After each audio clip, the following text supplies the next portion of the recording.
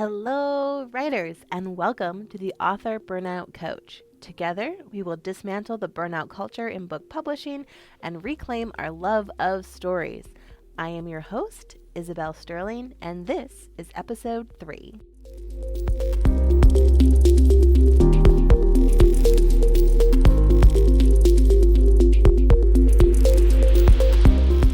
Okay, let's talk POV, point of view, but not the way you might be thinking. This isn't a first person versus third person debate, and we're not even talking character point of view either, although maybe a little bit later. What I'm really referring to is the point of view or perspective you choose when thinking about writing and publishing. As writers, we are really good at crafting stories, like kind of our thing, and that extends past the stories we put into our novels. We're also really good at telling stories about the circumstances of our lives, which can be a good thing, but when we let our brains do that subconsciously, it can get us into all sorts of emotional trouble. So last episode, I used getting an agent as our example. So let's continue down that path of publication. Let's say you've signed with your agent and they gave you some notes for a revision. You take the notes, you work on the revision, and then you submit the revised manuscript to your agent. They confirm receipt, and then you hear nothing for a month. Or maybe 5 months, who knows? But for now, we'll go a month. One possible story, a very common one among writers, might go something like this. Ugh, it's been a month since I sent my manuscript. Something must be wrong. I bet my agent hates it. I revised too fast and I didn't do a good enough job. She's probably trying to figure out a nice way to tell me that I suck. Maybe she even wants to drop me, but doesn't want to hurt my feelings. Ugh, I knew I should have spent more time figuring out that plot hole. And my characters are probably still too flat. And maybe I made the pacing too fast now instead of too slow. And should I email my agent? No. I don't want to bother her. It's probably not that bad. Maybe I just did such a good job that it's ready for submission. So she has to take, extra time to create an editor list before she can get back to me. Right. Totally. That's it. She probably hates it. That's sort of like the thing, right? And I apologize if you can hear the dog. I'm dog sitting right now. So this is a story that actually in the past had gone through my head. It's also one I hear a lot from my fellow writers and my coaching clients. But all of that is still just a story. It's just one chosen POV for your situation. The facts are as follows. You submitted a revision to your agent. 4 weeks have passed. That's literally it. And none of that means anything until your brain comes in and creates a story around it. This is what brains do. We interpret everything that happens around us through our own lens and make meaning of what's going on. And as writers, we get real creative with this since we do it all the time in our fiction. It's our superpower. We just sometimes use it against ourselves, which is like, thanks brain, thanks for that. So in our fiction, we use point of view to help us bring characters to life on the page. So that's why 2 different characters describing a sunrise will do so in very different ways, depending on what they make the sunrise mean. So an assassin might describe the red that spreads across the sky as spilled blood and have a very macabre kind of description. A thief character might see it and go, any self-respecting thief would be heading to bed right now, and they feel irritated because the job that they chose to take is just getting started.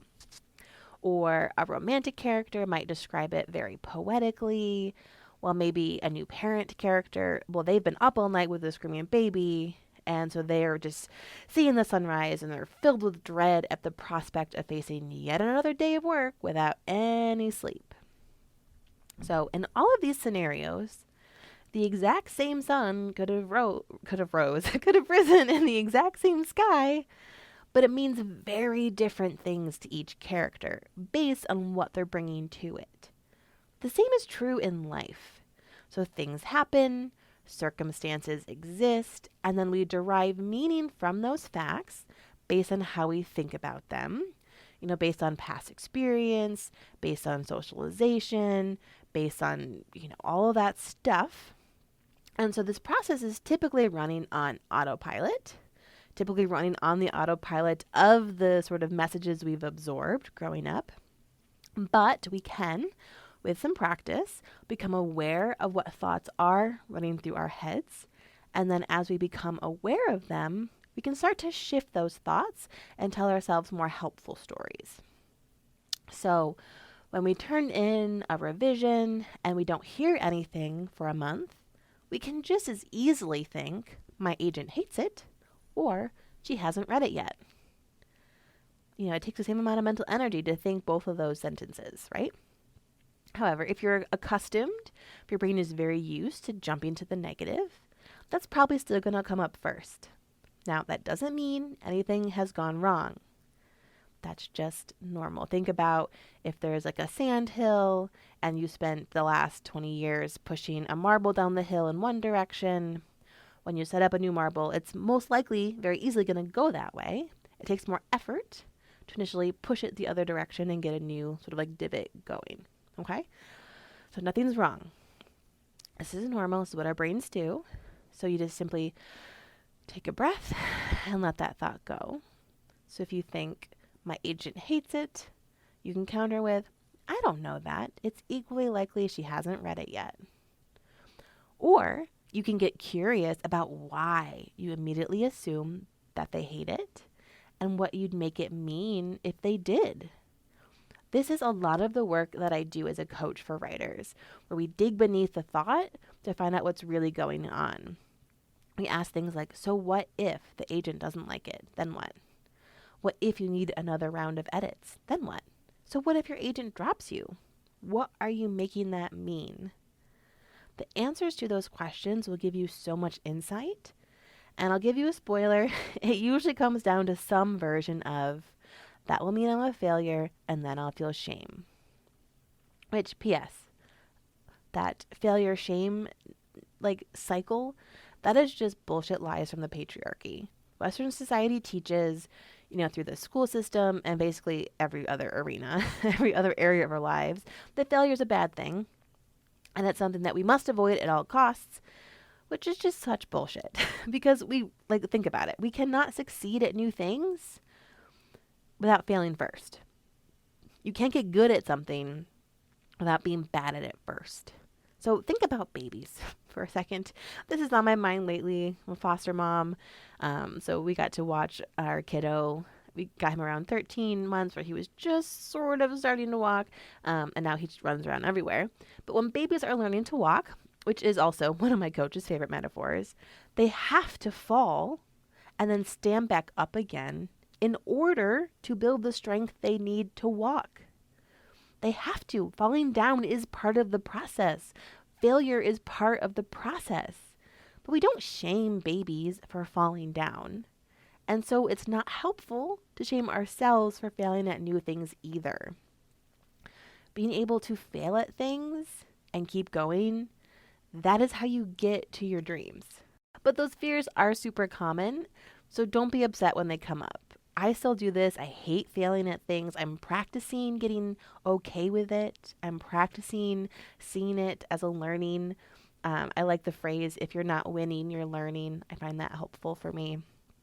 And so the good news too is that you don't have to keep thinking those thoughts or thinking that failure is a problem.